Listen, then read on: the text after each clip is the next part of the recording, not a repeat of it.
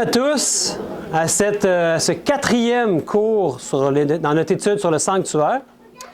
Je souhaite la bienvenue aussi à ceux qui se sont joints à nous par Zoom.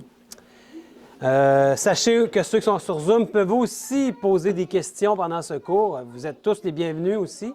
On avait eu cette entente-là depuis le début que s'il y avait une question, vous pouvez attendre à la fin si vous voulez venir me voir en privé, mais si vous voulez dire votre question, puis si j'ai une réponse, je vais vous la donner. Sinon, je vous promets que je vais faire des recherches, puis la semaine prochaine, je vais essayer de vous arriver avec une réponse. Donc, on veut poursuivre avec notre étude qui s'intitule « C'est le plan du salut en Jésus-Christ ». Dans notre série sur le sanctuaire, à tous les samedis, tous les sabbats, à 14 h. Et si jamais vous ne pouvez pas venir, le mercredi, je la mets en ligne. Le vidéo va être mis en ligne à chaque semaine. Ça vous permet de réviser aussi si vous voulez Parce qu'il y a beaucoup de matériel, donc ça peut être bon de devoir réviser pendant la semaine pour aller voir vraiment, au lieu de prendre des notes. Mais si vous voulez prendre des notes, c'est encore mieux, parce que là, on va avoir une petite révision. Puis je sais que ceux qui prennent des notes, on va avoir les bonnes réponses. Mais avant, je voulais vous dire un petit peu comment ça fonctionnait. Oups, ici, ça ne fonctionne pas. Voilà. OK. On a deux parties, comme vous avez dit, puis on est encore dans cette partie ici, où on veut comprendre le symbolisme du sanctuaire en Jésus. Donc, en Jésus, on va voir tout ce qui a rapport au sanctuaire, donc tout le mobilier, c'est ce qu'on a commencé. Et on devrait terminer la semaine prochaine, cette partie-là. Et ensuite, on va voir tous les services, mais en Jésus-Christ. Ensuite, on va reprendre tout le sanctuaire et tous les services pour voir ce que Jésus-Christ veut faire en nous. Et c'est là que ça devient le plus formidable. Mais il faut comprendre la première partie pour arriver à ce qui suit ensuite. Donc, qu'est-ce qu'on a vu la semaine dernière? On va faire un petit résumé de la semaine dernière. On avait débuté la semaine dernière avec le symbolisme de l'autel des sacrifices. Est-ce que vous vous souvenez, en Jésus-Christ, qu'est-ce que symbolise ce mobilier dans le sanctuaire? L'agneau, la mort, hein? C'est la mort de Jésus, c'est son sacrifice sur la croix. Quand on entre dans le sanctuaire, c'était le premier élément sur lequel on tombait. Il n'y avait pas d'autre chose. Dans l'entrée de Jésus, son incarnation, et ensuite sa mort, et ça nous aide à comprendre qu'est-ce que c'est le prochain élément qu'on avait vu, la cuve d'airain. Vous vous souvenez le symbolisme en Jésus-Christ, de quoi il s'agissait? Oui, on peut dire le baptême. Et qu'est-ce que symbolise le baptême? C'est comme notre résurrection en nouveauté de vie. Exactement, c'est ça. Donc, c'est la résurrection de Jésus-Christ. Et quand on se fait baptiser, c'est le vieil homme, la vieille femme qui reste au fond de l'eau, puis on ressort de l'eau en nouveauté de vie. Voilà le symbolisme, c'est notre résurrection à nous aussi. On va le revoir de toute façon dans la partie en nous. Et maintenant, on avait vu aussi le parvis. Donc, toute cette partie-là où il y avait beaucoup d'activités, des sacrificateurs, et que le peuple même pouvait entrer. Malheureusement, c'est seulement les hommes qui pouvaient entrer dans cette partie-là. C'était la règle à l'époque. Et ils pouvaient voir tous les sacrifices et emmener leur animal. Et ici, qu'est-ce que ça symbolise en Jésus-Christ, le parvis? On avait dit, Jésus entre comme un être humain, par la porte, c'est comme de cette manière-là qu'il s'incarne et qu'il devient un être humain. Et ici, c'est son ministère terrestre, donc de réconciliation. Il fallait qu'il devienne un homme pour pouvoir réconcilier Dieu avec l'homme. Lui, il est comme, étant donné qu'il est le Fils de Dieu, il prend la main, il est divin, il prend la main de son Père, puis de l'autre côté, il est humain autant que nous, donc il peut faire le pont entre l'humanité, la divinité et l'humanité. Son mystère de réconciliation. Ensuite, on avait vu la tente d'assignation. Donc, après l'autel des sacrifices, après la cuve, après sa mort, sa résurrection, qu'est-ce qui arrive avec Jésus? Qu'est-ce que représente la tente d'assignation? Vous vous souvenez? Si le parvis, c'est son ministère sur la terre, son ministère au ciel. Amen. Remarquez qu'on ne pouvait pas voir dans la tente d'assignation parce que ça représente le ciel. C'est pour ça aussi que tout est en or à l'intérieur, représentant le ciel. Et puis, on était rendu aux couvertures. Donc, c'est de là qu'on va commencer notre étude aujourd'hui, les couvertures. Donc, pour bien comprendre, on va prendre notre Bible, puis on va lire ce qui a rapport avec les couvertures. Il y en avait 4 des couvertures. On va le découvrir dans notre étude, et c'est dans Exode 26 que je vous invite à ouvrir. Exode 26. Puis là, j'ai pas oublié mes lunettes, mais Vida... Mais la dernière fois, tu m'avais dit, à chaque fois, il oublie ses lunettes. Là, je les ai. Ah non, non, non, non, c'est bon, c'est bon. Je vais vous le lire. Exode 26, et ça va être 1 à 14. Donc, ici, on va avoir tout ce que Dieu a donné comme instruction par rapport au tapis. Et vous allez voir, il y a beaucoup de détails. Perdez-vous pas dans les détails, parce qu'après, je vais tout vous résumer ça, puis on va bien comprendre. OK. Premier verset, il est dit, « Tu feras le tabernacle de 10 tapis de fin lin retors et d'étoffe teinte en bleu, en pourpre et en cramoisi. Tu y représenteras des chérubins artistement travaillés. La longueur d'un tapis sera de 28 coudées et la largeur d'un tapis sera de 4 coudées. La mesure sera la même pour tous les tapis. 5 de ces tapis seront joints ensemble, les 5 autres seront aussi joints ensemble. Tu feras des lacets bleus au bord du tapis terminant le premier assemblage, et tu feras de même au bord du tapis terminant le second assemblage. Tu mettras 50 lacets au premier tapis, et tu mettras 50 lacets au bord du tapis terminant le second assemblage. Ces lacets se correspondront les uns aux autres. Tu feras 50 agrafes d'or, et tu joindras les tapis l'un à l'autre avec les agrafes. Et le tabernacle formera un tout. Tu feras des tapis de poils de chèvre pour servir de tente sur le tabernacle. Tu feras 11 de ces tapis. La longueur d'un tapis sera de 30 coudées et la largeur d'un tapis sera de 4 coudées. La mesure sera la même pour les 11 tapis. Tu joindras séparément 5 de ces tapis et les 6 autres séparément, et tu doubleras le 6e tapis sur le devant de la tente. Tu mettras 50 lacets au bord du tapis terminant le premier assemblage et 50 au bord du tapis du second assemblage. Tu feras 50 agrafes d'airain et tu feras entrer les agrafes dans les lacets. Tu assembleras ainsi la tente qui fera un tout.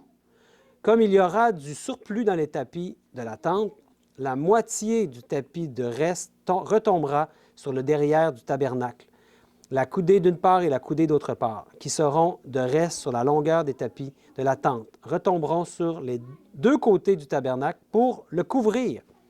Verset 14, tu feras pour la tente une couverture de peau de bélier teinte en rouge et une couverture de peau de dauphin par-dessus.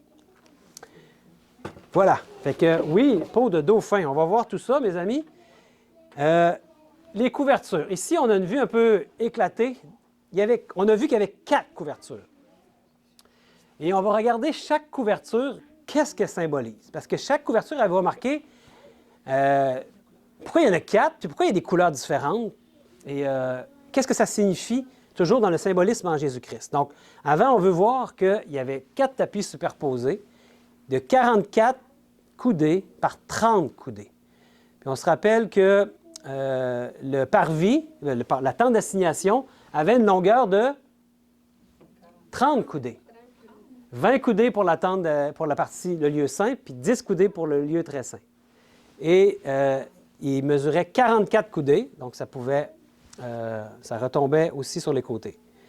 Les tapis étaient tissés en lisière, que l'on assemblait par des agrafes en or. Donc, il y avait plusieurs bandes de tapis. On voit ici comme des séparations, puis ils étaient assemblés ensemble pour en faire un long tapis. Parce qu'essayer de faire un tapis aussi long que ça, c'est impossible. Fait qu'il les assemblait.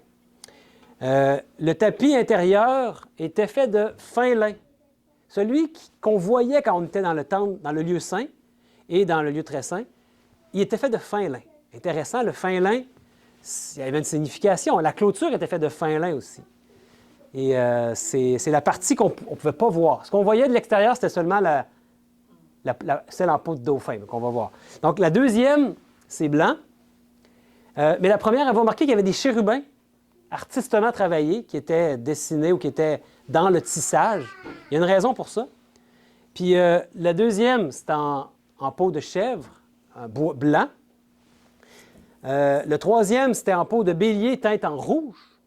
Puis le quatrième tapis était très résistant en peau de dauphin, comme une couleur cuir brun. Et voilà, c'est les 4 couvertures qu'on pouvait voir. Maintenant, qu'est-ce que c'est le symbolisme de ces couvertures-là dans le plan du salut en Jésus-Christ? Parce que, souvenez-vous que Dieu ne fait rien pour rien. S'il nous a donné ces détails-là, s'il a mis 4 couvertures, c'est qu'il y avait un enseignement pour nous. Et on peut comprendre que les couvertures représentent les mérites de Jésus-Christ. Par sa vie exemplaire, sa mort expiatoire et sa résurrection, le don parfait du Christ permet son entrée dans le sanctuaire céleste afin d'intercéder pour nous à travers le mystère des anges. Christ a vécu sur cette terre, il est mort, il est ressuscité, mais quels sont ses mérites qui lui permettent, lui, d'entrer au ciel comme notre souverain sacrificateur? C'est ce qu'on veut voir. Donc, la première couverture, celle qu'on voyait quand on était à l'extérieur, c'était brun, la peau de dauphin. Ça représente, c'est un tapis qui est très résistant, puis ça représente sa nature humaine déchue, la nature humaine déchue du Christ et son incarnation. Donc, Christ, la Bible nous dit qu'il n'y avait rien pour attirer les regards. Il n'y avait pas une beauté là, qui faisait que les gens venaient à lui naturellement. Il était comme vous et moi. Il n'y avait rien de plus que nous. Et il avait revêtu aussi, comme on l'avait vu, la même nature que nous. Ça veut dire la même nature qu'Adam avait après la chute. Une nature dégénérée par 4000 ans de péché.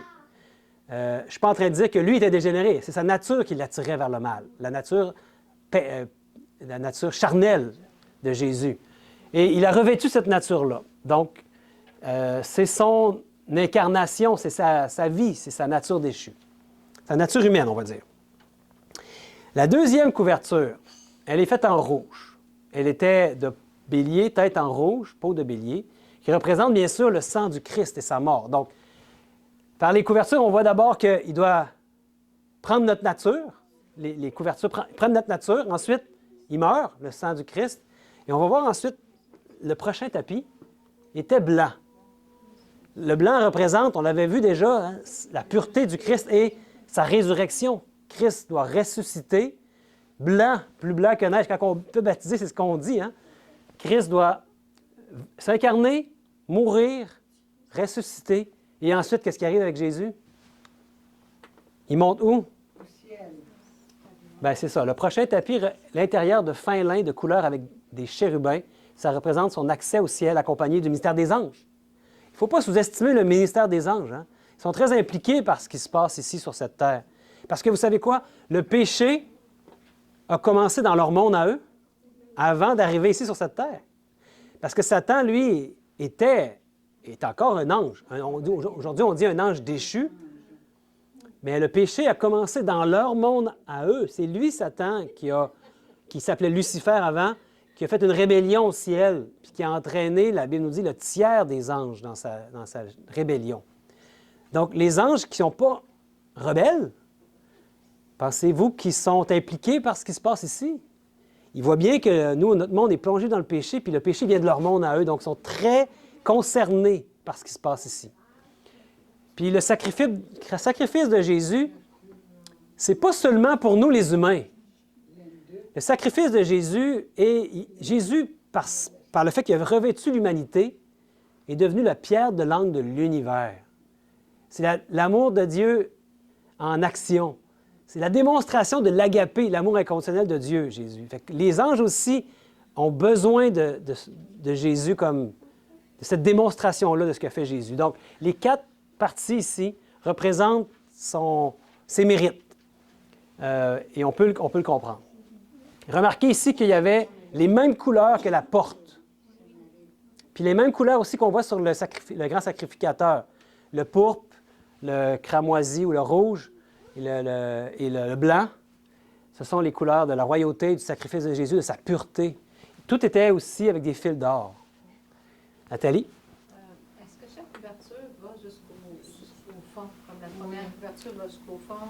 Parce qu'ils font juste les découper, mais habituellement, mettons, la rose, mettons qu'on part de l'extérieur. Oui, ça va jusqu'au fond, oui. Elle couvre tout au complet. Là. Remarquez, la première couverture, elle n'est pas la même longueur que les autres.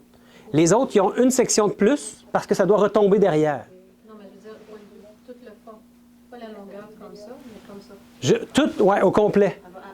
Elle couvre tout au complet la tente. Puis, il y a une partie qui retombe derrière, puis qui retombe sur les côtés, comme on l'a vu, là, il y a un certain nombre de coudées qui retombent sur les côtés.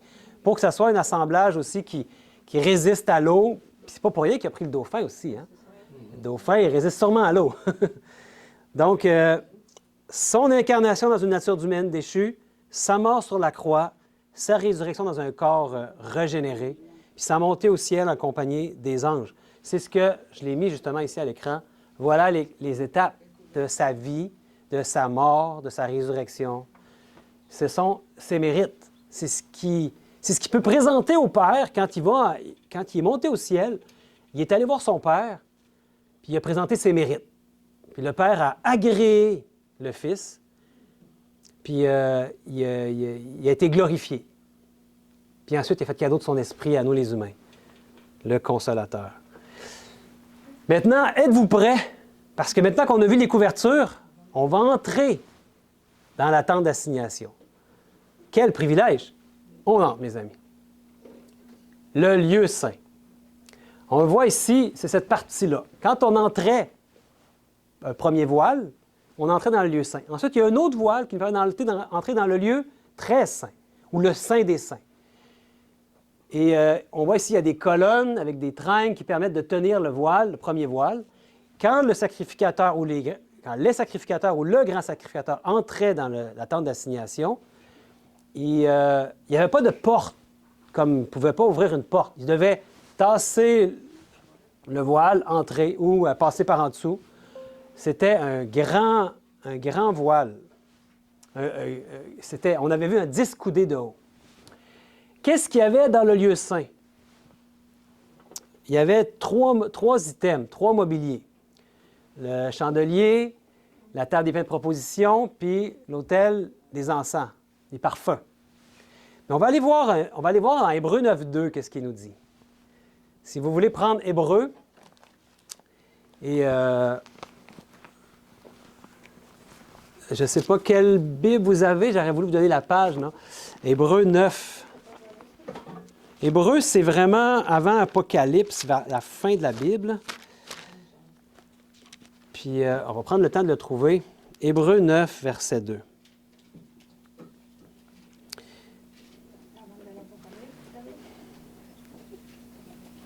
Donc, le lieu saint,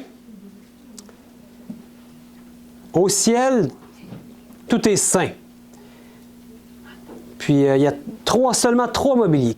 On va comprendre qu'est-ce qu'il veut dire. Mais avant, on veut voir c'est quoi le symbolisme du lieu saint dans le plan du salut en Jésus-Christ. Donc, voyons Hébreux 9, 2, qu'est-ce qu'il nous dit? Vous l'avez trouvé? Oui. Merveilleux. Il est dit, un tabernacle fut, en effet, construit. Dans la partie antérieure, appelée le lieu saint, était le chandelier, la table et les pains de proposition.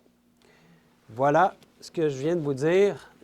Un lieu saint, la première partie. Donc, quand Jésus est monté au ciel, sûrement il est entré dans le lieu saint. C'était le premier appartement. Il y avait un rôle à jouer dans le lieu saint, comme on va voir dans la partie sur les services. Puis c'est après qu'il va rentrer dans le lieu très saint, même à un moment précis dans l'histoire. On va comprendre ce moment-là dans un cours qui s'en vient.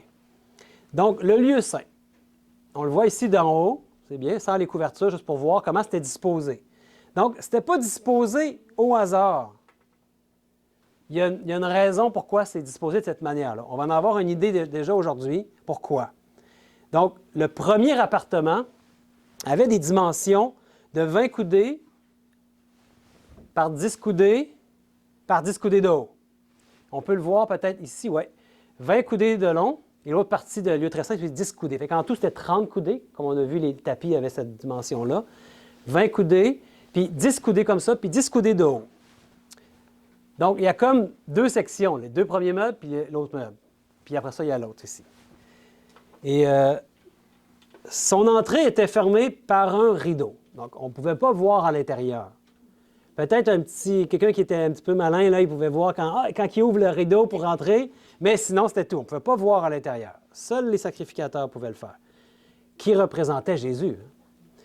Puis il y avait un second rideau, comme on l'a dit, qui séparait le lieu très saint, comme on le voit ici. Puis à l'intérieur, tout était en or. On avait vu la semaine dernière qu'il y avait des planches qui étaient assemblées. Ces planches-là étaient recouvertes d'or. Il y avait seulement les bases ici qui étaient en argent, les bases des colonnes et des planches, là. Tout était retenu et il y avait même, si on pourrait voir l'intérieur, là, le rideau qui était le tapis qu'on voyait quand on était dans le lieu saint, mais c'était celui qui est coloré, là, celui qui avait des anges. Et donc, c'était tout autour, de haut en bas, il y avait seulement le plancher qui était le plancher comme c'était le sol. Dieu n'avait pas donné d'instruction sur comment faire le plancher. C'était le sol. Quand on rentrait dans le lieu saint, il y avait une forte odeur d'encens qui y régnait. On va le voir quand on va parler de la table de l'encens, des parfums. Il y avait de l'encens qui brûlait là. On va voir la raison. Puis il y avait aussi, c'était éclairé. Il y avait une seule lumière, le chandelier à 7 branches. C'était la seule source de lumière dans la tente. Et on peut comprendre que si tout est en or, c'était comme un effet un peu miroir. Hein? 7 branches, oui, c'est ça. Puis on va l'analyser. Qu'est-ce qui signifie ce chandelier-là?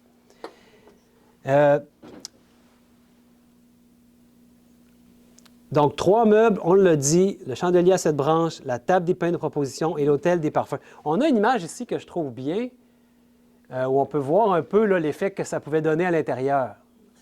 Puis, il y avait un effet là, c'est vraiment solennel, hein, avec l'or et avec la lumière et les chérubins et les couleurs royales. C'était un endroit formidable. Donc, en Jésus-Christ, que signifie le lieu saint? C'est quoi son symbolisme en Jésus-Christ? Qu'est-ce que Jésus fait dans le lieu saint? Et quand on va parler des services, on va voir qu'est-ce que les sacrificateurs faisaient quotidiennement. On va encore mieux comprendre. Mais on apprend que c'est son ministère où il veut nous sanctifier. Jésus, présentement, n'est pas en train d'attendre qu'on arrive au ciel avec lui ou qu'il vienne nous chercher. Il n'est pas sur un nuage en train de jouer de la harpe. Il est en train de vouloir sanctifier son peuple. Ça veut dire qu'il arrête de pécher. Sanctifier, ça veut dire le rendre saint. Je le sais que le mot saint, au Québec surtout, hein, on a tellement de villages que ça s'appelle Saint-ci puis Saint-ça. Hein. Il y a beaucoup de gens qui sont déclarés saints après leur mort. Mais d'après la Bible, les saints, ce sont les vivants. Et quand Paul s'adressait aux saints de telle Église, ça veut dire les chrétiens de cet endroit-là, les gens que Dieu veut mettre à part pour son service, qui veut qu'ils soient utiles pour son service, des gens qui ont encore des choses à apprendre, mais qui comprennent leur rôle de propager, comme un chrétien, l'Évangile, les saints. Et Dieu veut nous rendre saints. Il veut nous rendre qu'on comprenne l'horreur du péché, parce que c'est pour ça qu'il est mort pour nous. Donc, après sa résurrection, Jésus intercède pour nous au ciel afin de nous sanctifier. C'est ce qu'il fait au ciel. Par son intercession et à l'aide de son esprit, Christ nous fortifie et nous donne la victoire sur toute tentation. Puis il nous rend aptes à vivre en parfaite conformité avec sa loi. Il est le médiateur avec le Père. Et donc, il intercède auprès de son Père continuellement pour nous les humains. Toutes les prières se rendent à lui et il intercède pour nous. Il prie pour nous pour qu'on puisse être sanctifiés. Il y a un texte que Paul nous amène dans 1 Corinthiens qui dit « Mais vous avez été lavés, vous avez été sanctifiés, mais vous avez été justifiés au nom du Seigneur Jésus-Christ et par l'Esprit de notre Dieu. » Donc, sa vie terrestre, sa mort et sa résurrection nous justifient. C'est la justification qu'on a en Jésus-Christ. Mais quand il arrive au ciel, son ministère maintenant, c'est de nous sanctifier. Il veut nous sanctifier, il veut nous laver de nos péchés. Et on va voir un peu plus loin dans le lieu très saint, il veut même aller encore plus loin avec nous. Il ne veut pas s'arrêter à juste nous sanctifier. On va voir, on va découvrir la semaine prochaine qu'il va encore aller encore beaucoup plus loin avec nous. Le lieu saint. Maintenant qu'on a vu qu'est-ce que signifie le lieu saint, C'est le lieu où il veut nous sanctifier. C'est ça, le lieu saint. Maintenant, on veut voir chacun des trois items, trois mobiliers dans le sanctuaire. On va prendre le premier comme étant le chandelier à 7 branches. Puis on va aller lire ce qui est décrit du chandelier dans Exode 25.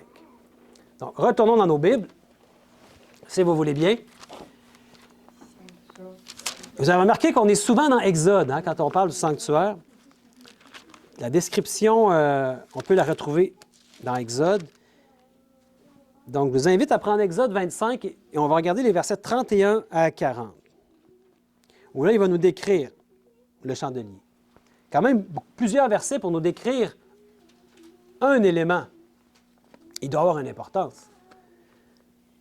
Vous me direz quand vous l'avez trouvé, Exode 25, les versets 31 à 40. Puis, c'est bon, ma sœur? Super. Tu feras un chandelier d'or pur. Ce chandelier sera fait d'or battu. Son pied, sa tige, ses calices, ses pommes et ses fleurs seront d'une même pièce. 6 branches sortiront de ses côtés, 3 branches du chandelier, trois branches du chandelier de l'un des côtés et 3 branches du chandelier de l'autre côté. Il y aura sur une branche 3 calices en forme d'amande avec pommes et fleurs, et sur une autre branche 3 calices en forme d'amande avec pommes et fleurs. Il en sera de même pour les 6 branches sortant du chandelier. À la tige du chandelier, il y aura 4 calices en forme d'amande avec leurs pommes et leurs fleurs. Il y aura une pomme sous deux des branches sortant de la tige du chandelier, une pomme sous 2 autres branches et une pomme sous 2 autres branches. Il en sera de même pour les 6 branches sortant du chandelier. Les pommes et les branches du chandelier seront d'une même pièce. Il sera tout entier d'or battu, d'or pur. Tu feras ces 7 lampes qui seront placées dessus de manière à éclairer en face. Ces mouchettes et ces vases à cendre seront d'or pur. On emploiera un talent d'or pur pour faire le chandelier avec tous ses ustensiles. Regarde et fais d'après le modèle qui t'est montré sur la montagne. Donc, Moïse a vu un modèle sur la montagne quand il était en présence de Dieu. Mais Dieu lui a montré une vision du ciel, sûrement. Il a sûrement montré le chandelier qu'il y a au ciel, ou en tout cas, il a montré un modèle. Puis il a montré quoi? Ça ici. Et c'est vraiment bien fait ici. On voit que c'est fidèle à ce qu'on vient de lire. Puis, ce qu'il faut remarquer, c'est que c'était tout en or.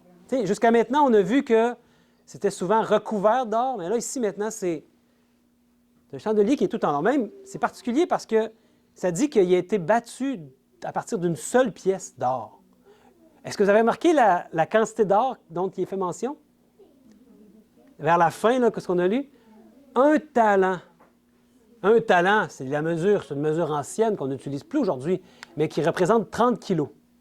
Ou pour mon frère qui aime bien les livres, là, c'est 66 livres. Wow! 66 livres. Ça veut dire que c'est une grosse pièce d'or qui a sûrement été moulée.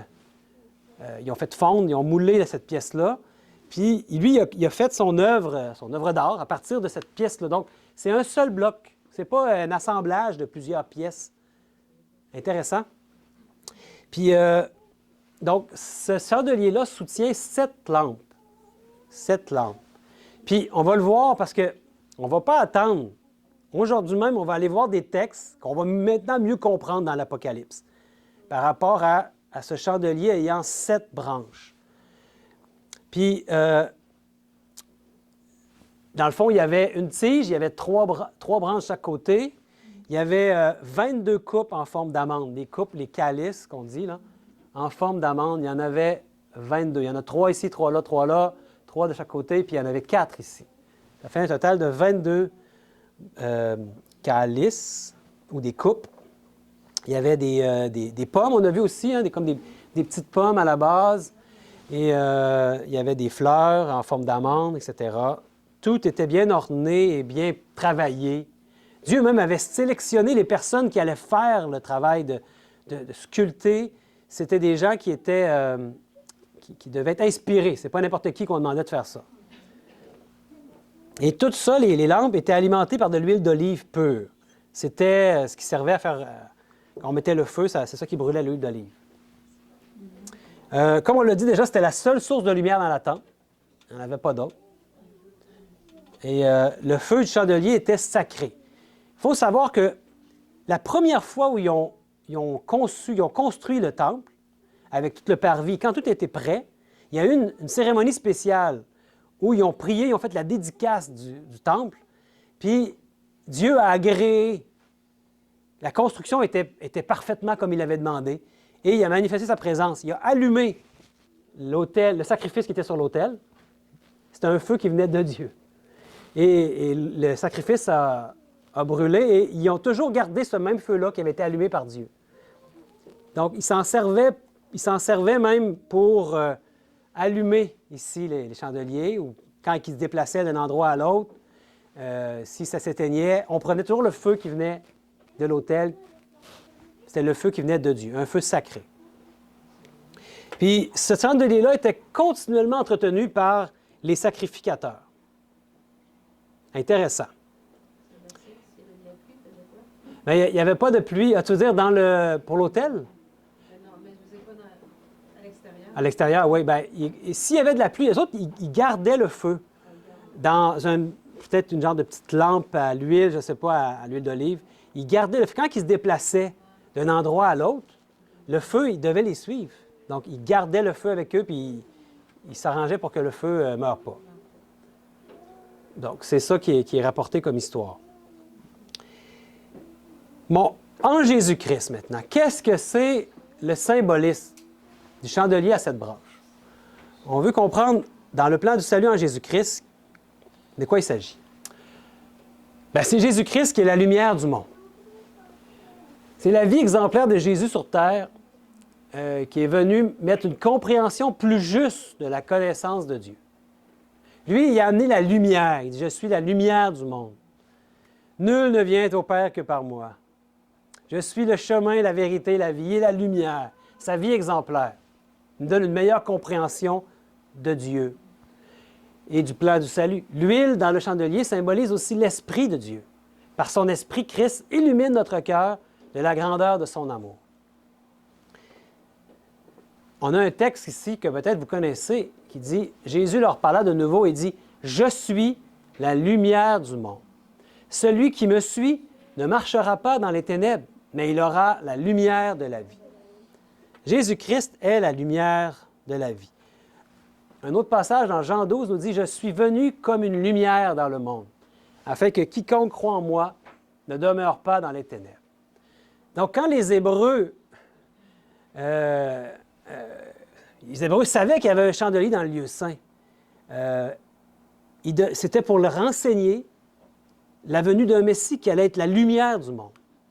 Est-ce qu'ils l'ont compris? Je ne sais pas, mais aujourd'hui, on peut vraiment saisir pourquoi Dieu nous a donné cette symbolique-là. Puis on va voir après. Avant, on va voir la table des pains, mais après ça, je vous dis, on va aller voir dans l'Apocalypse certains textes où on va mieux comprendre avec ce qu'on va voir maintenant. Puis je vous dis, c'est vraiment renversant ce qu'on va voir. La table des pains en premier, on va aller voir de quoi il s'agit. C'est la petite table qui est ici. Elle n'est pas très haute. C'est sur cette table-là qu'on mettait les pains de proposition qu'on appelle, qui chaque semaine étaient renouvelés et devaient être mangés par les sacrificateurs aussi à la fin de chaque semaine. Cette petite table-là avait des barres. On va le lire dans la Bible. On va aller voir dans Exode 25. Donc, j'espère que vous êtes encore dans Exode 25, et c'est les versets 23 à 30 maintenant. Quelques versets qui vont nous décrire la table des pains. Vous l'avez trouvé? OK. « Tu feras une table de bois d'acacia. Sa longueur sera de 2 coudées, sa largeur d'1 coudée et sa hauteur d'1 coudée et demie. Tu la couvriras d'or pur, et tu y feras une bordure d'or tout autour. Tu y feras une bordure d'or tout autour.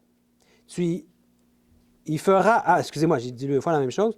Verset 25. Tu y feras alentour un rebord de 4 doigts sur lequel tu mettras une bordure d'or tout autour. Vous avez remarqué qu'il y a 2 bordures d'or. Hein? Les 4 anneaux? Oui. Oui, après, il va y avoir 4 anneaux, c'est pour les barres qu'ils mettaient pour pouvoir transporter. Il y avait des barres et donc il y avait besoin d'anneaux pour ça. Et ensuite, au verset 26, tu feras pour la table 4 anneaux d'or et tu mettras les anneaux aux 4 coins qui seront à ses 4 pieds. Les anneaux seront près du rebord et recevront les barres pour porter la table. Tu feras les barres de bois d'acacia et tu les couvriras d'or, et elles serviront à porter la table. Tu feras ses plats, ses coupes, ses calices et ses tasses pour servir aux libations. Tu les feras d'or pur. Tu mettras sur la table les pains de proposition continuellement devant ma face. Donc, dans d'autres parties de la Bible, il va décrire comment faire les pains, etc.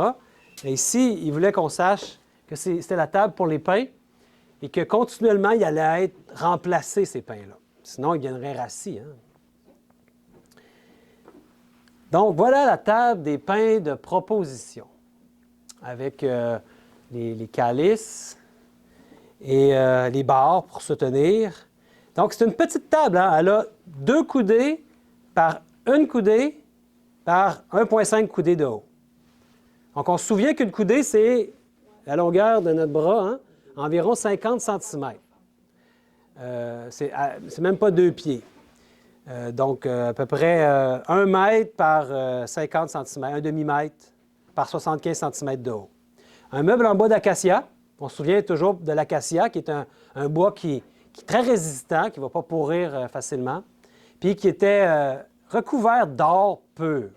Contrairement au meuble qu'on avait vu dans le parvis, vous vous souvenez, l'autel et la cuve étaient recouverts de quoi?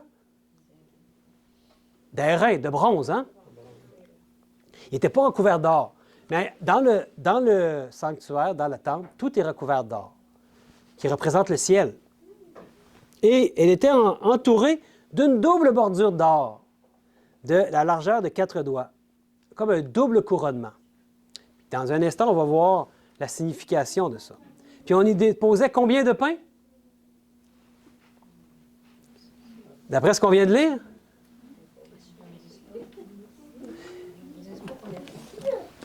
Ils disent peut-être pas ici, mais on va le voir dans un autre verset. Je pense que... Non, on ne le dit pas ici, vous avez raison. Mais on va voir un autre verset après. Le professeur pose des cols qui ne sont pas trouvables. Mais oui, on déposait 12 pains. On va le voir dans un verset que je vais vous montrer, qui était placé en 2 rangées. Puis il y avait aussi une cruche d'or pour le fruit de la vigne et 2 coupes d'or pleines d'encens. Donc, chaque sabbat, les pains étaient mangés par les sacrificateurs et remplacés par des nouveaux pains. Vous savez, il n'y a jamais c'est rare de trouver des dessins qui sont vraiment bien faits. Comme ici, on ne voit pas beaucoup les 2 couronnements. Ici, on le voit mieux dans ce dessin-là, cette image-là. On voit vraiment 2 couronnements tout autour. C'est ce qui est la description. Maintenant, on veut savoir, dans le plan du salut en Jésus-Christ, quel est ce symbolisme? C'est quoi le symbolisme de cette petite table, des pains de proposition? Donc, son symbolisme, voilà. Bien, c'est le trône du Père et du Fils, et c'est aussi les pains, la parole de Dieu.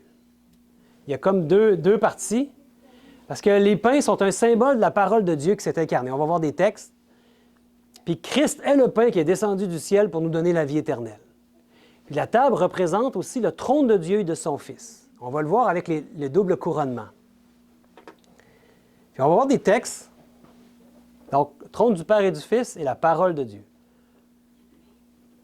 Un texte ici dans Jean 6 nous dit, Jésus leur dit, « Je suis le pain de vie. » C'est assez clair, hein? « Celui qui vient à moi n'aura jamais faim, et celui qui croit en moi n'aura jamais soif. Je suis le pain vivant qui est descendu du ciel. Si quelqu'un mange de ce pain, il vivra éternellement. Et le pain que je donnerai, c'est ma chair, que je donnerai pour la vie du monde. » On comprend que c'est spirituellement, on sait que c'est spirituellement, au revoir. C'est spirituellement ici, on n'a pas besoin de manger vraiment la chair de Jésus, mais c'est sa parole qui entre en nous, comme un pain qui nous nourrit. C'est sa vie, en fait. La vie de Jésus qui entre en nous. Puis, on a dit qu'on voulait comprendre pour les 2 couronnements.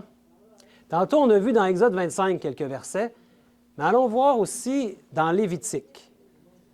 Mais d'abord, je vais vous montrer ici ce qu'on vient de voir. Hein? On l'a lu tantôt dans la Bible. Tu le couvriras d'or pur, tu lui feras un couronnement d'or tout autour. Tu lui feras aussi, alentour, un rebord de 4 doigts, et tu feras ce rebord un couronnement d'or tout autour. Donc, il y a le mot aussi qui nous montre qu'il y a vraiment 2 couronnements. Ce n'est pas une erreur, ce n'est pas deux fois un couronnement. Il y a 2 bordures d'or. Pourquoi il y en a 2 bordures d'or? On veut se poser la question. Puis,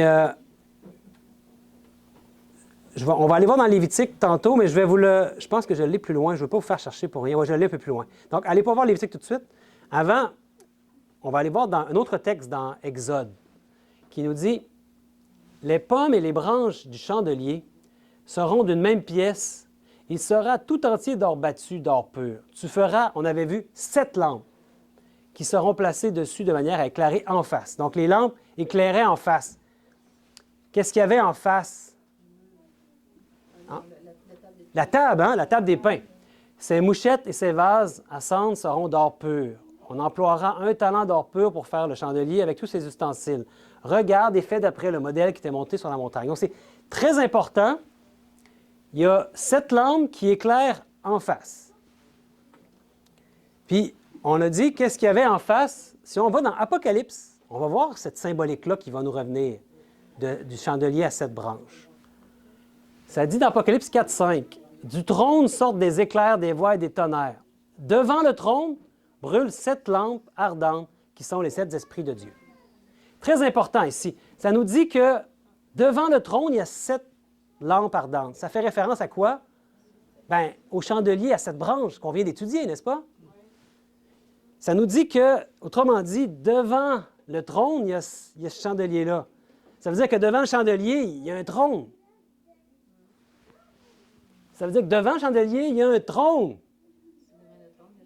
Devant le trône, il y a un chandelier. Comprenez-vous ce que je veux dire? Ça veut dire qu'ici, la table des pains de proposition, c'est le trône de Dieu. On le voit dans l'Apocalypse. Et il y a devant le trône, il brûle 7 lampes ardentes qui sont les 7 esprits de Dieu. On appelle aussi les 7 esprits de Dieu. Qu'est-ce que c'est les 7 esprits de Dieu? On veut comprendre.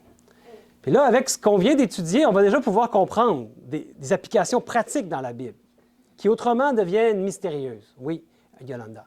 Moi, j'aimerais savoir, parce que dans la Bible catholique, il dit que les 7 comme petit chandelier, c'est les 7 églises.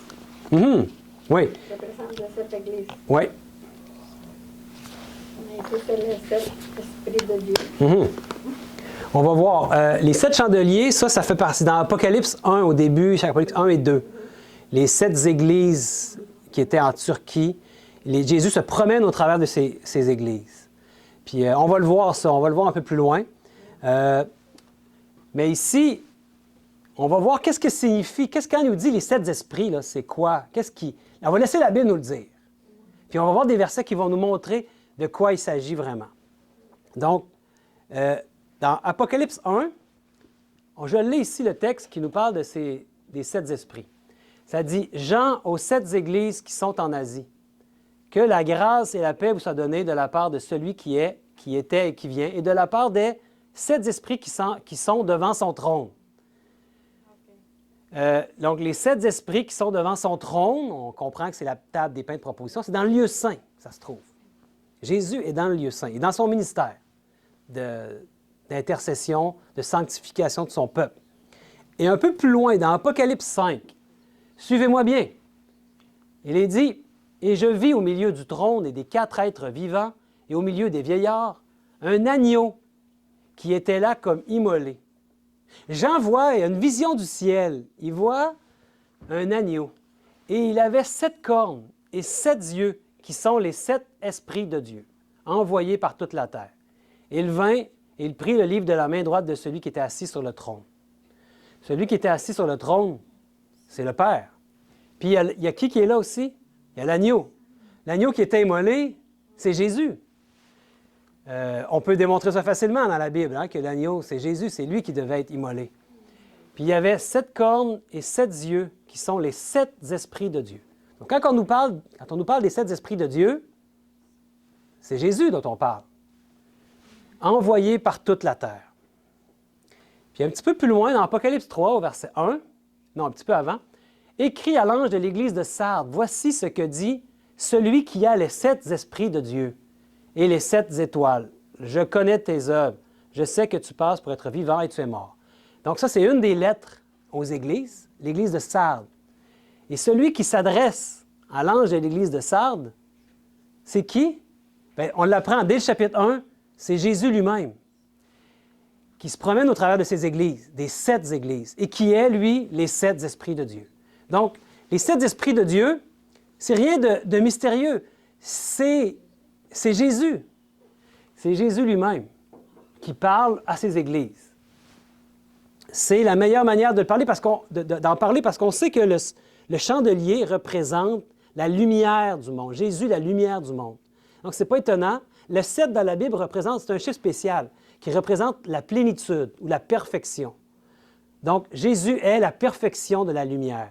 C'est pour ça qu'on dit 7. Il ne faut pas chercher à compter 7 esprits. C'est un symbolisme que maintenant on est en mesure de comprendre quand on le regarde à la lumière du sanctuaire. Je vous dis, tout peut être compris à la lumière du sanctuaire. Si on regarde ce texte-là, on peut lui faire dire plein de choses si on n'a pas la compréhension correcte du sanctuaire. Les 7 esprits de Dieu, c'est nul autre que Jésus-Christ, l'agneau de Dieu qui est immolé. Ça fait du sens pour vous?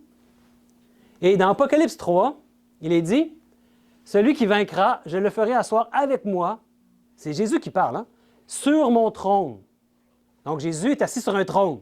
« Comme moi, j'ai vaincu et je me suis assis avec mon Père sur son trône. » Et ils partagent le même trône.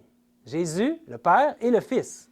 « Que celui qui a des oreilles entende ce que l'Esprit dit aux églises. » Très intéressant, c'est l'Esprit de Jésus qui parle aux églises. La plénitude de l'Esprit de Dieu, c'est Jésus. Mettez-en pas un autre. Puis, dans Apocalypse 7, il dit, il criait d'une voix forte en disant, « Le salut est à notre Dieu qui est assis sur le trône et à l'agneau. » Donc, le salut est à qui? À notre Dieu, Dieu le Père, qui est assis sur le trône. Et qui est-ce qu'il y a aussi sur le trône? L'agneau, Jésus, la lumière du monde. Ici, criaient les anges ou nous autres qui seraient là? Bien, ici, c'est les anges, hein?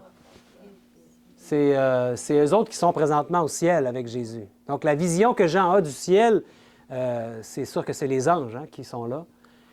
Et là, on peut comprendre maintenant un peu plus le double couronnement. Je vais vous expliquer pourquoi. Parce qu'ici, on comprend maintenant que c'est un trône qui est devant le chandelier. Puis dans Lévitique 24, 5, 6, je vais l'avoir à l'écran. 24, 5, 6. « Tu prendras de la fleur de farine et tu feras cuire 12 pains de 6 kg chacun, donc des gros pains. Tu les disposeras en 2 rangées de 6 pains sur la table d'or pur devant l'Éternel. » Donc, imaginez-vous, la table des pains de proposition, c'est beaucoup plus qu'une simple table. C'est le trône de l'Éternel, le trône du Père et du Fils. Donc, comprenez-vous ce que veut dire les 2 couronnes d'or et les 2 piles de pain?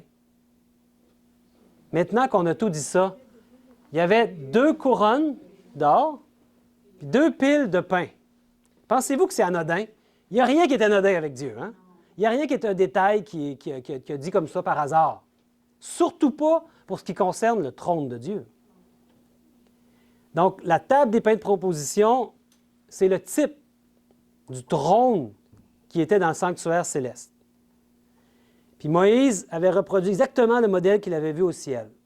Et il y avait une table avec 2 couronnements. Ici, il n'y a pas de couronnement parce qu'il y a beaucoup de dessins qui sont mal faits, mais gardez en tête l'autre table. Là. Puis ici, il y a 2 piles de pain contenant chacun 6 pains. J'espère qu'il y en a bien 6. Oui, c'est ça. Donc, 6, 6. Non, il y en a vraiment mis 6. Donc, il y avait 6 pains, il y avait 12. Vous savez, 12 pains, c'est ça. 12 pains, là, ça se divise bien en 3 ou en 4, ou ça pourrait être une seule pile de 12, ça pourrait être 2, 3, 4 piles même. Il pourrait avoir 4 piles de 3 pains, ou 3 piles de 4 pains, ou 2 piles de 6 pains, ou une pile de 12 pains. Il pourrait avoir toutes ces permutations-là, si on voudrait. Vous me suivez? Pourquoi Dieu a voulu qu'il y ait 2 piles, et non pas 3 ou 1 ou 4? C'est une bonne question, hein? Il y a un misette, hein? Parce que vous savez que Satan, Lucifer, il voudrait lui aussi avoir sa place sur le trône de Dieu. Puis il est extrêmement jaloux de la position du Fils de Dieu. Lui, il aimerait ça avoir sa place, il aimerait ça avoir sa pile. 6 pains pour lui aussi. Voilà pourquoi, mes amis, vous comprenez pourquoi maintenant il a élaboré ce chef-d'œuvre, son chef-d'œuvre à lui de séduction des êtres humains. La plus grande tromperie, une des plus grandes tromperies, en tout cas selon moi, que Satan a mis sur pied, c'est ce faux concept d'une Trinité, d'un Dieu qui est en 3 parties. 1 en 3, 3 en 1. On avait déjà parlé de ça quand on était allé sur le cours, on avait vu le cours sur l'Apocalypse, un petit peu, mais c'est un sujet qu'il faut vraiment étudier. Puis ici, le sanctuaire ne passe pas sous silence cette vérité ou doctrine-là. Vous savez, Satan, lui, ce qu'il veut, c'est de recevoir de l'adoration, lui aussi. On doit adorer 2 êtres, car la vie éternelle, c'est qu'ils te connaissent, toi, le seul vrai Dieu, et celui que tu as envoyé, Jésus-Christ. La vie éternelle, c'est de connaître 2 êtres, le Père et le Fils. Le Fils de Dieu et Dieu le Père. Vous remarquerez que dans la Bible, on ne dit jamais Dieu le Fils, on dit le Fils de Dieu. Le Fils de Dieu engendré, il est sorti du Père. Et c'est son Fils. Donc, les 2 qui méritent notre adoration, c'est ces 2-là parce que ce sont les 2 seuls êtres divins de l'univers. Parce que Jésus, en tant que Fils, a la même nature que son Père. Jésus n'est pas une créature, il est engendré. Et on va le voir dans d'autres parties, mais l'adoration d'un Dieu en 3 parties, ça devient de l'idolâtrie. On n'est pas obligé d'adorer une statue pour faire de l'idolâtrie, hein?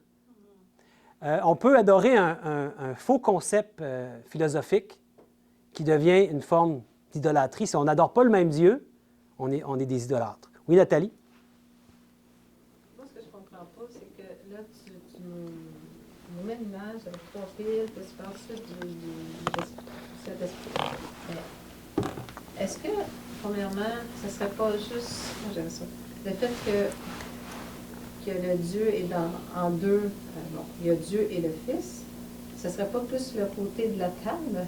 Ben oui, exactement, les doubles couronnements. Par rapport avec le pain. Parce que là, oui. tu focuses sur les pains, puis la position des pains, mais je trouve que le fait que tu parles du Père et du Fils, ça n'a pas rapport avec les pains, ça a rapport avec les 2 couronnements. Bien, il y a 2 éléments, parce que 2 couronnements, les 2 sont dignes de notre adoration, sont le roi, méritent toute notre adoration, ils sont royauté, les 2 sont divins. Mais ici, c'est sur le trône. Qui est assis sur le trône? 2. Il y a 2 piles, le Père et le Fils. OK, ça représente, OK, c'est ça, Ça, c'est le trône, le couronnement représente le trône. Puis ici, qui est sur le trône? 2 piles de pain, non pas 3. La rallonge n'a pas d'affaire là. C'est ça, ça a été ajouté juste pour montrer. Parce que ici, on a vu ici que c'est 6-6. Mais si vous rajoutez une autre pile de 6, ça fait quoi? C'est 6-6. Bon, c'est un petit clin d'œil, hein, parce qu'on le mentionne dans la Bible, le 6-6-6. Et ça dit, c'est ici la sagesse, que celui qui a d'intelligence calcule le nombre de la bête, car c'est un nombre d'hommes, et son nombre est 666. L'ennemi aimerait bien avoir de l'adoration, lui aussi, sur lui-même. Donc, il a inventé cette séduction-là pour tromper les gens. Et on peut dire qu'il a bien réussi son coup, parce que dans la chrétienté aujourd'hui, la majorité des chrétiens adorent un Dieu en 3 parties. Et qui est à la base de ça? Qui a amené cette idée-là en avant, le premier? Bien, ça vient aussi loin que le Concile de Nice en 325 après Jésus-Christ. Les premiers chrétiens n'étaient pas trinitaires, ça n'existait pas. Si vous essayez de trouver dans la Bible le mot Trinité, vous ne le trouverez pas. Si vous demandez aux Juifs s'ils sont trinitaires, ils vont dire non, on n'est pas trinitaires. Les autres, ils croient en un seul Dieu. Eux, leur problème, c'est qu'ils n'ont pas reconnu que Jésus était le Fils de Dieu. Mais de là, en mettre un troisième, il y a un problème. Les Juifs n'étaient pas du tout trinitaires. Jésus lui-même n'a jamais enseigné une Trinité. Donc... Pourquoi il l'avait introduit pour assimiler, tu l'avais expliqué, je pense que c'est pour assimiler les chrétiens avec les païens, c'est quelque chose comme ça? C'est ça la raison? Non, bien, en 325, c'est l'empereur Constantin, il a fait un concile. Parce qu'il y en avait un qui avait amené cette idée-là. Puis là, cette idée-là prenait de l'ampleur. Il avait réussi à convaincre beaucoup de gens parce qu'il y avait le dragon derrière qui poussait cet agenda-là. Puis il y en avait d'autres qui disaient non. Puis on ne voit pas ça dans la Bible. Puis là, bien, Constantin a amené un concile pour trancher la question. Puis la question a été tranchée, OK, on va enseigner une Trinité. Puis les nations qui s'opposaient à la Trinité ont été détruites. Si vous regardez ce qui a rapport avec la petite corne, ça sort vraiment du cadre de l'étude, là, mais vous irez voir dans Daniel, au chapitre 7. Vous allez voir une petite corne qui va changer, qui va arracher 3 cornes. Il y avait 10 nations en Europe, il y en a 3 qui ont tombé. Et ces 3 nations-là étaient des nations qui étaient résolument non trinitaires, qu'on appelle l'arianisme ou le semi-arianisme. Mais en fait, ça n'existe pas, ça, l'arianisme ou le semi-arianisme. C'est une vue de l'esprit. C'est une chose qui a été montée par après. Je ne veux pas aller trop loin là-dedans, là, mais en fait, ceux qu'on qualifiait d'ariens, c'était ceux qui suivaient Arianus, qui, lui, avait débattu son point au Concile de Nice pour dire non, on a vraiment un père, on a vraiment un fils engendré. Puis ils ont fait un genre de guerre avec ça, puis ça a même amené une guerre après, c'est qu'il y a même des nations qui ont été exterminées à cause de ce fait-là. Donc, c'est pas banal. Ils ont éliminé les ennemis de cette vérité-là. Et aujourd'hui, même les protestants qui protestent contre quoi? Contre le système papal, le pape qui se dit être Dieu sur cette terre, c'est lui le pape qui a amené le pape, c'était l'Église de Nice avant qui est devenue l'Église catholique. Donc, c'est l'Église catholique qui a amené cette fausseté-là d'une Trinité. Donc, aujourd'hui, quand les chrétiens adorent le même Dieu que Rome, il y a une sérieuse question à se poser. On est en train de tomber dans une idolâtrie. Que Dieu, avec le sanctuaire, veut nous aider à avoir des lumières pour revenir à la vérité qui a toujours voulu qu'on puisse enseigner. Donc, le Fils de Dieu partageait le trône du Père. Et vous savez, dans l'univers, quand le Père a engendré son Fils, personne n'était là. Parce que ça nous dit que tout a été créé par le Père et le Fils, ensemble. Jésus, sa parole est créatrice. Même Lucifer n'était pas là.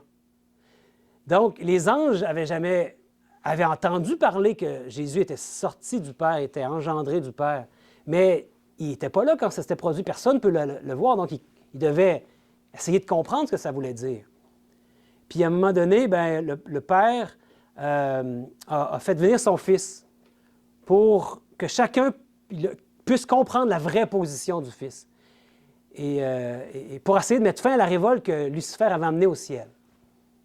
Donc, il y a un petit livre là, que je sais que plusieurs d'entre vous ont, ça s'appelle « La grande controverse ». Vous irez lire le chapitre qui parle de l'origine du mal. Ça va vous aider à comprendre, c'est le chapitre 29. Puis dans un autre livre du même auteur qui s'appelle « Patriarches et prophètes », ça nous dit « Le roi de l'univers convoqua les armées célestes devant lui, afin qu'en leur présence, il puisse présenter la vraie position de son Fils et montrer la relation qu'il soutenait envers toutes les créatures. Le Fils de Dieu partageait le trône du Père et la gloire de celui qui est éternel, qui existe par lui-même, entourait les deux. » Donc, dans le ciel, il y a 2 êtres, le Père et le Fils, qui partagent un même esprit. Et c'est aussi simple que ça. Un enfant de 6 ans peut comprendre cette vérité-là. Mais quand on essaie de comprendre une Trinité, c'est un mystère. On nous dit, essaie pas de comprendre, c'est le mystère de la Sainte Trinité. Puis c'est quelque chose qu'on n'arrive pas à saisir. Un Dieu qui serait 3 en 1 ou 1 en 3, c'est très difficile à comprendre. C'est incompréhensible, en fait. Et un autre texte nous parle un petit peu de ce qui se passait au ciel. Ça dit, « Mais Lucifer, l'ange le plus glorieux après le Christ, se croyait égal à Dieu et a fait l'effort, à cause de sa beauté et de sa gloire, d'être à côté de Dieu. Et alors il pourrait élaborer les plans de Dieu. Ainsi, Lucifer a revendiqué la position à côté du Créateur. Mais Christ était l'unique Fils engendré de Dieu. Lucifer a fait la guerre au ciel et ne voulait pas prendre la position que Dieu lui avait assignée. C'est pourquoi il est tombé dans sa haute condition et est tombé de sa haute condition et a été dans le monde un élément belligérant entre les plans de Dieu et a eu un grand pouvoir pour séduire et tromper les âmes, pour les ruiner. Il y a deux parties dans le monde, le vrai et le faux. Intéressant. Et Lucifer, à un moment donné, a germé en lui par orgueil. L'orgueil a germé en lui. Pourquoi c'est arrivé? Ce n'est pas Dieu qui a créé l'orgueil. Parce que quand il a créé Lucifer, c'était un être parfait. Tout ce que Dieu fait est parfait. Mais n'oubliez jamais que Dieu, dans son gouvernement au ciel, la chose la plus importante, c'est que chacun a son libre arbitre. Chacun peut décider d'aimer Dieu ou de le rejeter. Et si ça, vous enlevez ça de l'univers pour le temps éternel, Dieu n'est plus amour. Parce que Dieu, son gouvernement est basé sur le fondement de son gouvernement d'amour est basé sur le fait qu'on peut l'aimer ou le rejeter. On n'est pas forcé d'aimer Dieu. Et faites-vous-en pas, le péché ne va jamais revenir dans le ciel parce qu'on a maintenant un être humain qui est sur le trône de Dieu, Jésus-Christ. Et ça démontre l'amour de Dieu en action pour toujours et toujours. Pour toutes les créatures. Mais Lucifer, lui, un jour, ça a germé en lui, ça. Il s'est cru égal à Dieu. Parce que c'était l'ange le plus puissant que Dieu avait créé. Puis il y a un texte dans Ésaïe qui nous parle de ça. Il dit « Te voilà tombé du ciel, astre brillant, fils de l'aurore. » On parle de Satan ici. « Tu es abattu à terre, toi, le vainqueur des nations. Tu disais en ton cœur, je monterai au ciel. J'élèverai mon trône au-dessus des étoiles de Dieu. Je m'assiérai sur la montagne de l'Assemblée, à l'extrémité du septentrion, qui est le nord. Je monterai sur le sommet des nues. Je serai semblable au Très-Haut. » Voilà ce qui a germé dans le cœur de Lucifer. Il voulait être égal à Dieu. Et, il était jaloux, hein, il s'est vu égal. Est-ce qu'une créature peut réclamer d'être comme son Créateur? Il veut dire, c'est une bonne chose qu'en tant que créature, on connaisse notre position. Qu'on a un Créateur, et on n'est pas le Créateur. Donc, ce n'est pas une mauvaise chose de reconnaître que Dieu est plus que nous, parce que c'est lui qui nous a créés. Satan, lui, il s'est mis dans sa beauté, dans son arrogance, il s'est mis tout d'un coup à avoir l'orgueil de dire « Je suis comme Dieu, moi je veux élever mon trône au-dessus même des étoiles de Dieu. » Et avez-vous remarqué qu'il y a un endroit qui est mentionné à l'extrémité c'est le nord, ça. Et vous souvenez-vous que l'orientation du sanctuaire était bien précise? On va le voir ici. Donc, le texte nous dit dans Exode 40, 22, « Il plaça la table dans la tente de la rencontre, sur le côté nord du tabernacle, à l'extérieur du voile. » Donc ici, le temple, on se rappelle qu'il était vers l'est ici parce que quand les sacrificateurs rentraient, il faisait dos au soleil, contrairement à tous les païens qui pointaient vers le soleil. Donc, le nord était de ce côté-ci. Et on avait dit que dans le lieu saint, chaque élément avait un ordre bien précis. Il y avait le chandelier du côté sud et du côté nord, il y avait la table dont on parle maintenant. La table des pains de proposition était du côté nord dans le lieu saint. Très intéressant. Donc, Satan, lui, voulait mettre son trône du côté nord. Il voulait prendre la place de Dieu. Il y en avait deux piles de pain, deux couronnements qui symbolisent qu'il y en avait deux sur le trône. Il n'y en a pas trois. En fait, ce n'est pas qu'ils ne veulent pas lui faire de la place parce qu'ils ne sont pas gentils. C'est parce qu'il y en a deux êtres divins, il n'y en a pas trois. Satan, il a oublié qu'il était une simple créature. Puis ça lui a monté à la tête le fait qu'il était très puissant. En fait, il était un chérubin protecteur aux ailes déployées. Ça veut dire que Lucifer était en présence de Dieu continuellement. Il devait voir la sainteté de Dieu et la sagesse de ses décisions. Mais à un moment donné, pourquoi ça a germé en lui? Parce que chacun est libre. Et il y a un texte qui nous parle de Jésus. Parce que lui, il était jaloux de Jésus, de la position que le Père donnait à Jésus, qui était son Fils. Il aurait aimé ça, lui, prendre la place de Jésus. C'est pour ça qu'il a tout fait pour le tuer sur la croix, hein? Je veux dire, pour le tuer sur la terre. Mais ici, il y a un texte qui nous parle de Jésus. Vous savez que dans Daniel 10, il est fait mention du chef du royaume de Perse m'a résisté 21 jours. C'est l'ange Gabriel qui parle.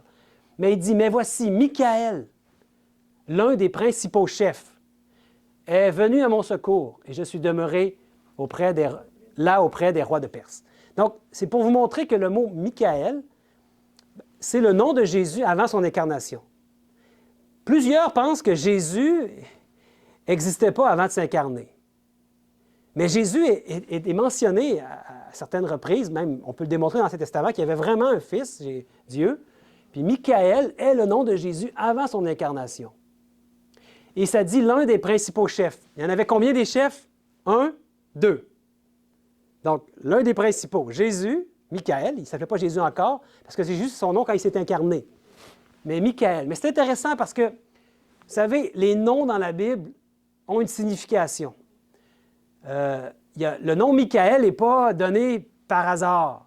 Tu sais, moi, je m'appelle Sébastien, ma mère, elle n'a pas pensé pourquoi l'appeler Sébastien. Il n'y a pas vraiment de signification. On trouvait ça beau.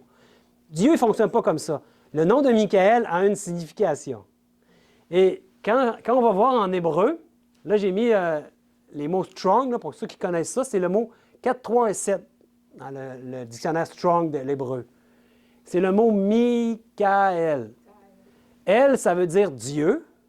Mika, ça veut dire qui est semblable à Dieu. C'est comme une question. Donc, c'est pas Dieu, mais c'est semblable à Dieu.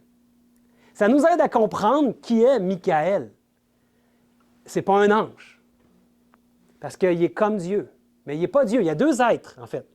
Il y a Dieu le Père, qui est la source de tout, qui a engendré son Fils. Puis son Fils est divin, donc il est comme Dieu. Mais il n'est pas Dieu. Donc, on peut dire, en fait, que Jésus est Dieu en termes infinis. Parce que ça dépend de ce qu'on veut dire par le mot Dieu. Mais il y a seulement un Dieu le Père, il y a seulement un Fils de Dieu. Je ne sais pas si ça vous aide, mais en personnalité, il y a un seul Dieu. Il y a un seul Dieu le Père. La personne de Dieu le Père, elle est unique. Vous ne pouvez pas dire qu'il est en trois composantes.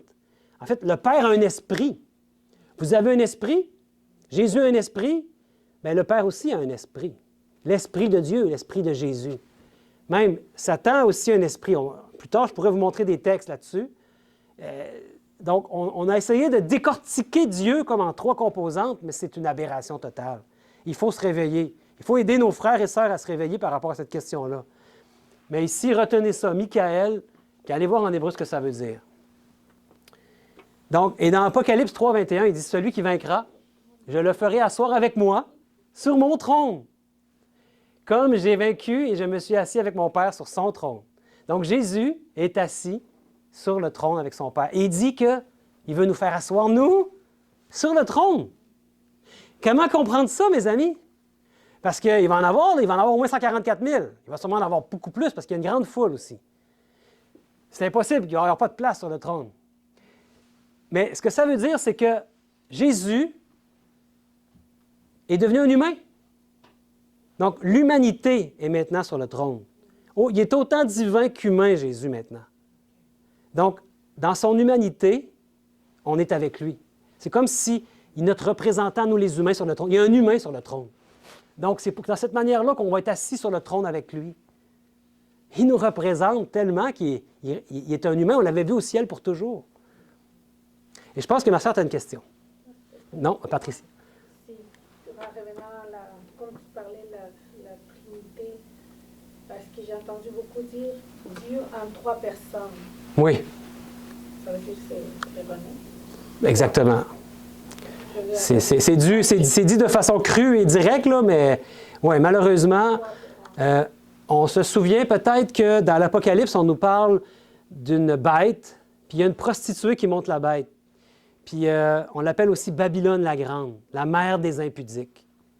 Toutes les filles de Babylone, on avait identifié la Babylone comme étant la papauté, toutes les filles de Babylone qui adorent le même Dieu, deviennent ses filles, autrement dit. Le vin des impudicités, c'est le vin des fausses doctrines. Et ça, c'est probablement la pire des fausses doctrines. Parce que tu sais, souvent, on parle du sabbat comme étant important, parce qu'on va le voir, hein, dans les commandements de Dieu, il y a sa place même dans l'Arche de l'Alliance. Les commandements de Dieu sont là et le sabbat est là. Mais qu'est-ce qui est plus important, le jour d'adoration ou le Dieu que tu adores cette journée-là? Le Dieu qu'on adore le jour du sabbat est beaucoup plus important que la journée en elle-même. Donc, le Dieu qu'on adore, savoir quel Dieu on adore, c'est vital pour nous les chrétiens. On ne peut pas tomber dans l'adoration, dans la fausse adoration. Donc, pour faire ça plus court, si on adore le Saint-Esprit, on adore Satan. Je mets ça très simple. Ben, C'est clair. si, Je me pose comme question. ben, si tu trouves à adorer une Trinité, puis que cette adoration-là, c'est pas vrai que c'est Dieu. Il y a quelqu'un qui réclame cette adoration-là. Lui, là, l'ennemi, là, ça lui dérange pas qu'on pense qu'il est un diable avec une queue enfourchée puis des cornes. Hein? Ça lui dérange pas. C'est pas comme ça qu'il est.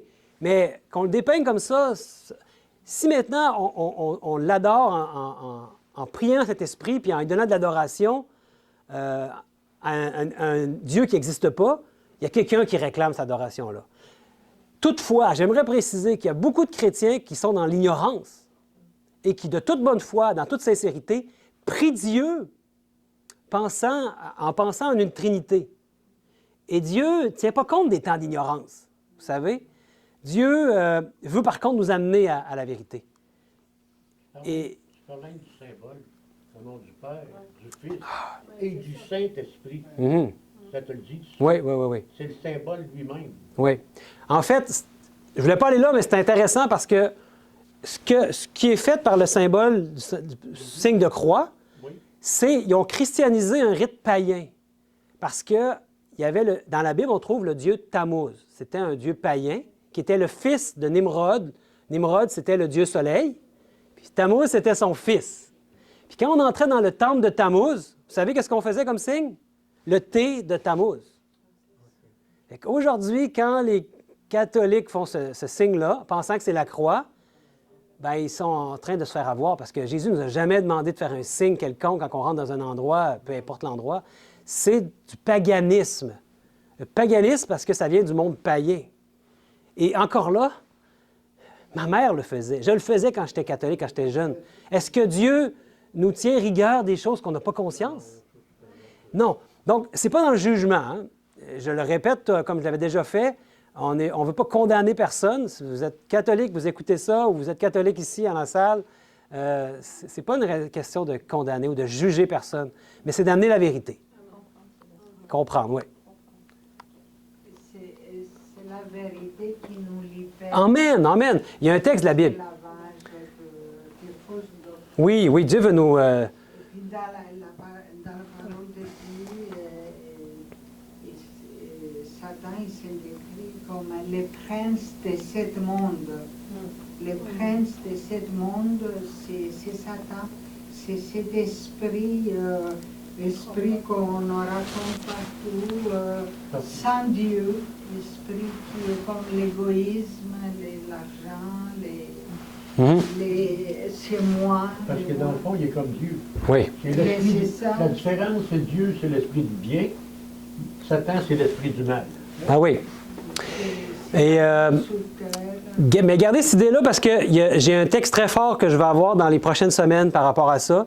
Puis un autre texte nous dit ici dans 2 Thessaloniciens que personne ne vous séduise d'aucune manière, car il faut que l'apostasie soit arrivée auparavant et qu'on ait vu paraître l'homme du péché, le fils de la perdition, l'adversaire qui s'élève au-dessus de tout ce qu'on appelle Dieu ou de ce qu'on adore, jusqu'à s'asseoir dans le temple de Dieu, se proclamant lui-même Dieu.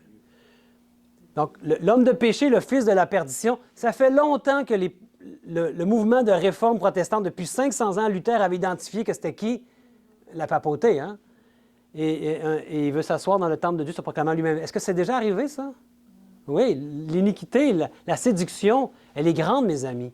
L'homme de péché se proclame même aujourd'hui à être Dieu.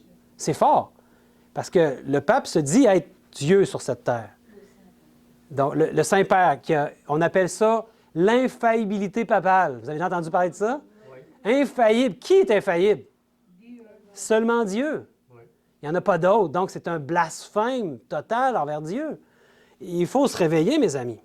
Puis là, je ne dis pas ça à vous, mais je dis ça en général à nous tous. Vous êtes bien réveillés. J'ai vu personne dormir cet après-midi. Est-ce que vous êtes bon pour qu'on continue encore 5-10 minutes ou on s'arrête ici? Là, tu regardes qui? Je n'ai pas regardé vers là. Parce que le prochain élément dans le lieu saint, c'est l'autel des parfums. Là, on a vu les 2 meubles. On a compris avec l'Apocalypse que ce meuble-là est situé en face de l'autre. On les a situés, c'est vraiment bien. Puis l'autre meuble est dans une partie à part parce qu'il est juste près du voile. Puis dans cet hôtel-là, pas l'hôtel, mais dans le coffre qui est là, c'est les commandements de Dieu. L'autre bord, oui. Non, le coffre avec les deux manchons. Là. Ici? Ici? Oui, lui, ça, c'est les tables de pain de proposition. Ici, c'est les pains, ouais, c'est ce qu'on vient de voir. Ouais. Ouais, l'autre côté, là, quand on va aller au-delà du voile, là, ça va être la semaine prochaine. Là, on va entrer dans un lieu très saint. On va voir qu'il va y avoir un meuble très spécial, un seul meuble très spécial. Il est à l'ouest, oui, c'est ça. Commencez de bon. Donc, est-ce qu'on va lire un petit peu dans Exode 30? Tout le monde est prêt à continuer? C'est bon? OK, on continue quelques minutes. Exode 30, 1 à 10.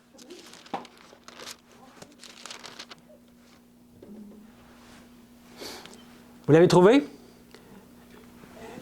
Vous laisserez un signet à Exode 30. Exode 30. Et les versets 1 à 10. Il est écrit, là on va nous parler de l'autel des parfums.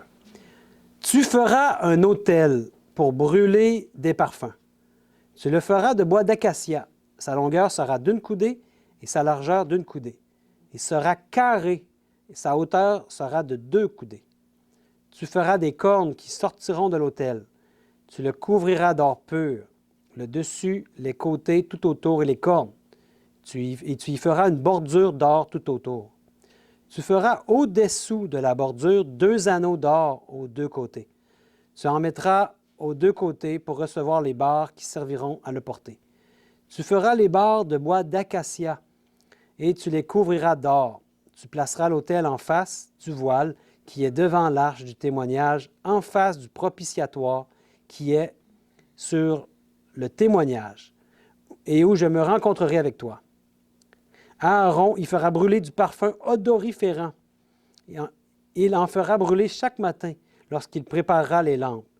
Il en fera brûler aussi entre les 2 soirs, lorsqu'il arrangera les lampes. C'est ainsi que l'on brûlera à perpétuité du parfum devant l'Éternel parmi vos descendants. Verset 9. Vous n'offrirez sur l'autel ni parfum étranger, ni holocauste, ni offrande.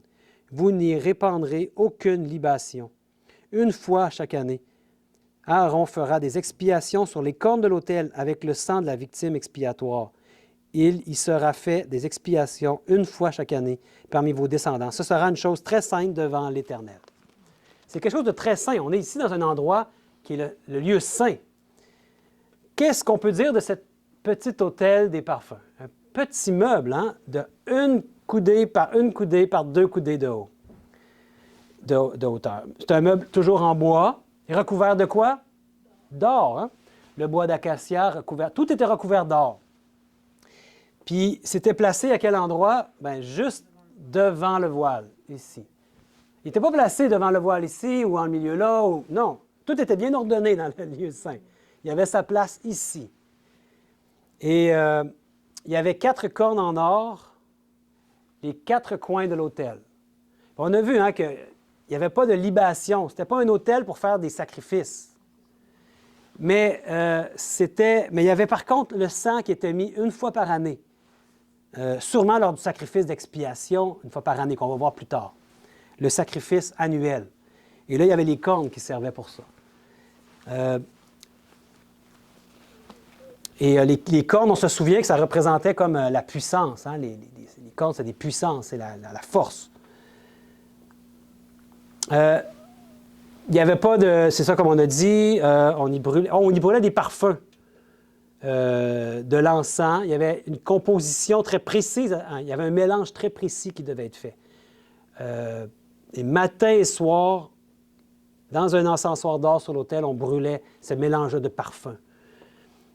Seul de l'encens consacré y était brûlé. En fait, on ne pouvait même pas prendre le mélange, la recette, là, puis s'en faire pour soi parce qu'on aimait l'odeur chez nous. Non. C'était défendu. Dieu disait non, ce mélange-là, c'est seulement pour le lieu saint. Puis il y avait des composantes très particulières. Il y avait 4 composantes. C'était des instructions divines que Dieu avait demandées. Puis, encore une fois, l'encens brûlait, ça prenait du feu, puis le feu était un feu sacré. le même feu sacré qu'il avait allumé au départ. Donc, ça venait de Dieu. Très important. Il prenait le feu sur les braises de l'autel. Donc, qu'est-ce que c'est son symbolisme maintenant en Jésus-Christ? Cet autel des parfums. Bien, on le dit, hein, dans le lieu saint, qu'est-ce que Jésus faisait dans le lieu saint? Il veut nous sanctifier. Exact. Sanctifier. Donc, qu'est-ce qu'il fait Jésus pour nous sanctifier? Il intercède continuellement pour nous. Donc, c'est son ministère d'intercession. Ces parfums sont le symbole de la bonne odeur des mérites du Christ. Il présente ses mérites. Si quelqu'un refuse, résiste, il ne veut rien savoir, il fait des mauvaises actions, il est vraiment dans le péché, puis Jésus lui présente, il dit non, attends, j'ai confiance, je peux encore retourner auprès de lui, puis tu sais, je intercède pour lui. Il présente ses mérites et il intercède pour chacun des êtres humains de cette terre, en présentant ses mérites. Donc, par ses mérites, Jésus plaide pour nous auprès du Père. Il plaide. Le fait qu'il devienne un être humain lui permet de plaider pour nous. Il peut vraiment bien nous représenter parce qu'il a marché dans nos chaussures à nous. Ces voluptés de fumée, il y avait de la fumée qui montait, représentent ces prières d'intercession qui s'élèvent vers le Père. Et le Père était symboliquement, sa présence était manifeste juste de l'autre côté du voile. Donc, à chaque jour, les sacrificateurs venaient et rallumaient matin et soir. Ils mettaient de l'encens, ils mettaient le feu pour que dans l'encensoir, il y a toujours une volupté de fumée qui monte, qui représentait les prières de Jésus, d'intercession de notre Sauveur. Et c'est vraiment ce que Jésus fait présentement. Si on se demande qu'est-ce que Jésus fait au ciel, il intercède pour nous. Il n'est pas inactif. Puis on va voir la semaine prochaine que maintenant, il est dans un rôle encore beaucoup plus grand, ce qu'il est en train de faire aujourd'hui. Donc, manquez pas la semaine prochaine, le lieu très saint. Mais il y a un texte ici qui nous parle de ça. C'est aussi pour cela qu'il peut sauver parfaitement ceux qui s'approchent de Dieu par lui, étant toujours vivant pour intercéder en leur faveur. Jésus, même si on voit souvent des chrétiens qui ont une croix avec Jésus dessus, on avait ça chez nous, un crucifix avant, on voyait Jésus sur la croix, mais Jésus n'est pas resté sur la croix, il est ressuscité, il est monté au ciel, puis aujourd'hui, il intercède pour nous. Donc, on a un sauveur actif qui est vivant pour intercéder en notre faveur, auprès du Père. C'est comme si on a dans notre équipe un qui a le meilleur contact qu'il ne peut pas avoir avec le Père, c'est lui. Il est son Fils. Puis il plaide pour nous. Notre intercesseur, aussi notre avocat ou notre consolateur, notre défenseur en justice. C'est tout le même mot. La semaine prochaine, avant d'aller dans le lieu très saint, on va voir ce que signifie le voile, toujours en Jésus. On va voir des textes vraiment forts sur ce sujet-là. Le voile, le lieu très saint ensuite. Et ensuite, la nuée, qu'est-ce qu'elle représente. On va tout voir ça la semaine prochaine. Donc, je ne sais pas s'il y avait quelqu'un qui avait une dernière question avant de terminer. Mais je vous remercie de votre participation, de vos interactions. C'est ça qui amène, je pense, de la vie, puis qu'on puisse rester bien éveillé, puis qu'on puisse bien suivre, parce que c'est de très grande importance de comprendre tout ce symbolisme dans le sanctuaire. Est-ce que vous voulez m'accompagner dans une prière avant qu'on se quitte, pour terminer?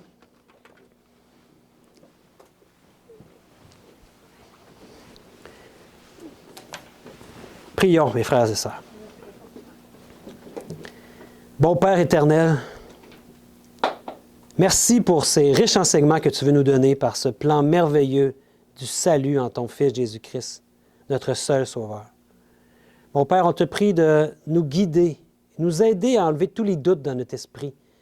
S'il y a des éléments qu'on a vus peut-être qui ne sont pas totalement clairs, mais guide-nous et montre-nous, pour mon Père, pour que ça devienne tout à fait transparent et clair, et que tous les doutes soient éliminés de notre esprit.